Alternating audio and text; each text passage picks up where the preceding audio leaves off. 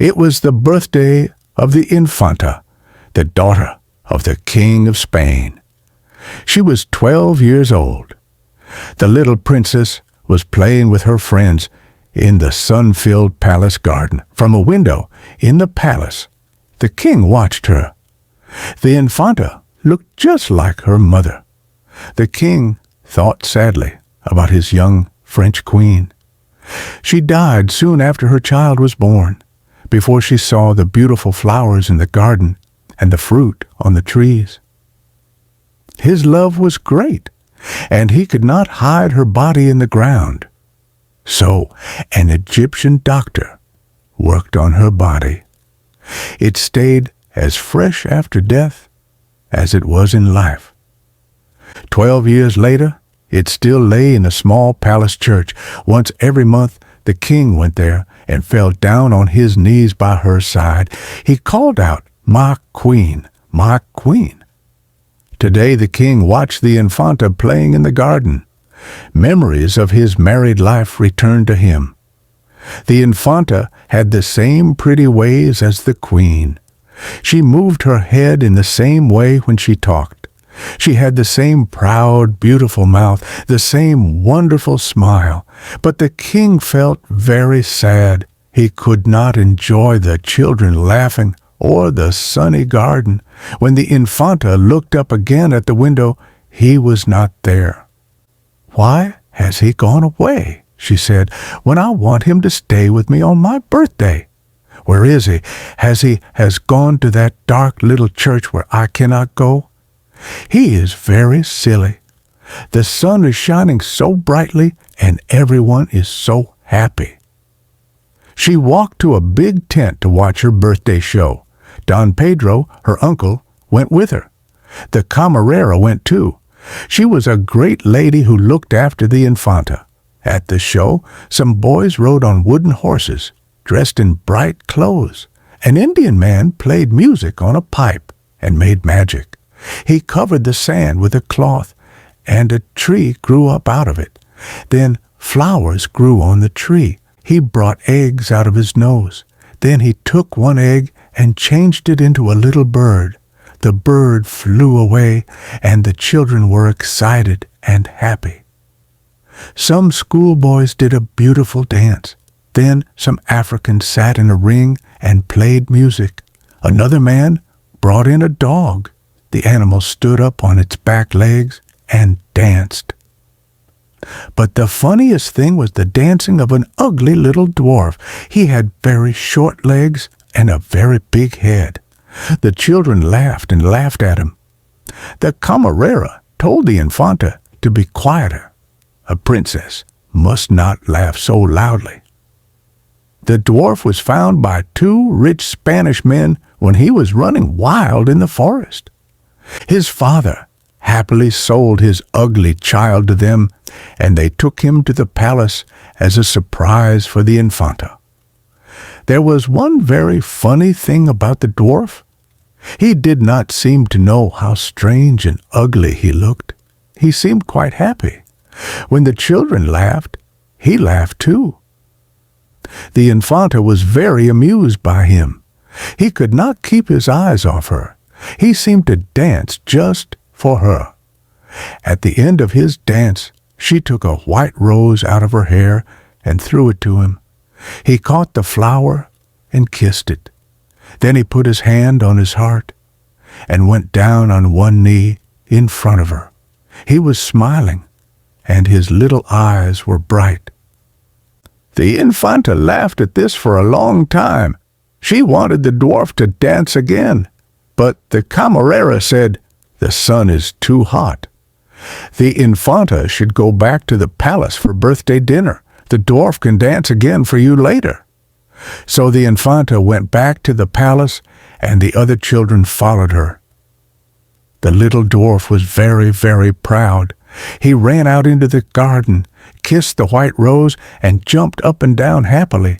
He told the flowers, "The Infanta has given me this beautiful white rose. She wants me to dance for her a second time." They moved their heads, but they did not seem to hear him. He told the birds, but did not stop singing. Perhaps their song was about him and Infanta. The Infanta has given me a white rose, and she loves me. Oh, I want to be with her in the palace. I can be her friend and play with her and teach her nice things. I can make a pipe and play music on it for her. I can teach her how to call the birds. Yes, she must come to the forest and play with me. We will dance on the fresh grass. When she is tired, I will find a soft bank of flowers for her. Then she can rest on it. He looked at the palace. The doors and windows were shut to keep out the midday heat. Then he saw a little door which was open. He went through it. He was in a beautiful room. There was gold everywhere, and the floor was made of colored stones. But the little Infanta was not there. The dwarf came to a second room. In the center, there was a big round table with red books on it. This was the room where the government officers met. The little dwarf was afraid, but he thought of the pretty Infanta. I must continue, he said, and find her. I will tell her that I love her. I will ask her to come away with me after my dance. I know that she will come to the forest with me. He smiled as he thought of it.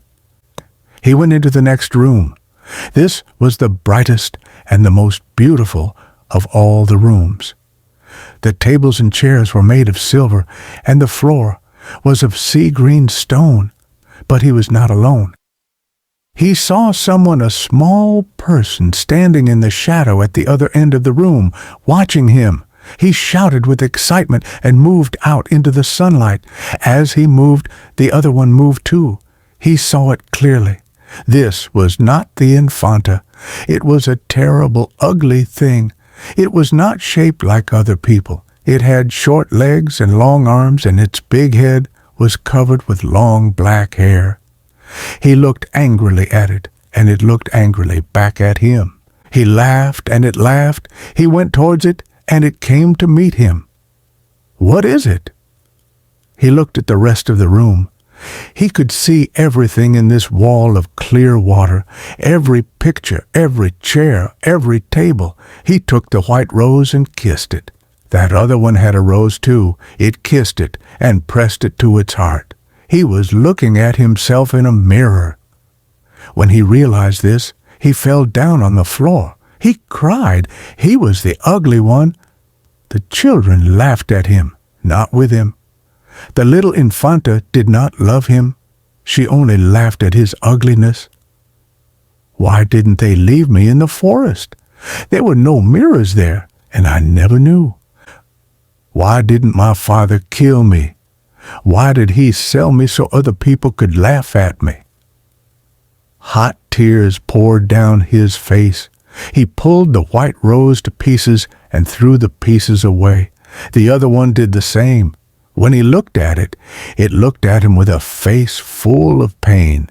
He covered his eyes and lay in the shadow.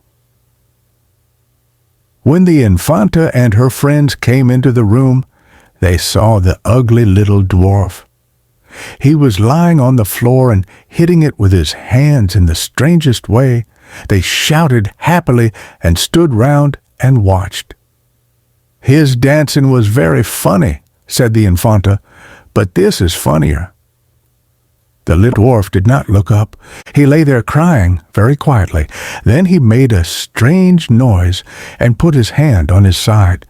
Then he fell back and lay there. That was wonderful, said the Infanta, but now you must dance for me. Yes, cried the children, get up and dance. But the little dwarf did not answer. The Infanta was angry and called her uncle. He was walking with the king's doctor in the garden outside. My funny little dwarf is not listening to me, she cried. You must wake him up. Tell him to dance for me. Don Pedro hit the dwarf. You must dance, he said. The Infanta of Spain wants to see you dance. But the little dwarf did not move. The king's doctor looked at the dwarf and put his hand on the little man's heart. "Oh, princess," he said, "your funny little dwarf will never dance again. That is very sad, because he is very, very ugly. Even the king laughed at him." "Why won't he dance again?" asked the Infanta. "Because his heart is broken. He did not want to live, and he is dead." The Infanta was angry. "In future," she cried, "I will only play with people who have no hearts." And she ran out into the garden.